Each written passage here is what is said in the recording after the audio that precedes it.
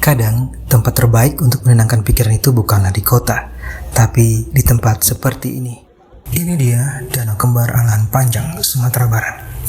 Dan jujur, pemandangannya luar biasa indah. Udara di sini dingin, sejuk banget. Suasananya tenang, damai, bikin betah berlama-lama. Dan yang bikin tempat ini menarik, di sini ada penginapan dengan view langsung ke Danau Kembar. Nama tempatnya adalah Mitra Resort and Cafe.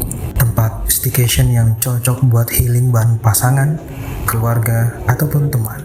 Mau menginap ala glamping dengan dome estetik? Ada. Mau suasana hangat di kabin kayu yang nyaman? Juga tersedia. Atau mau camping menikmati dinginnya malam dan suasana alam? Di sini juga bisa. Ini serius. Suasana di sini susah dijelaskan dengan kata-kata. Harus datang langsung buat merasakannya. Ini bukan iklan atau sejenisnya ya. Disclaimer dulu.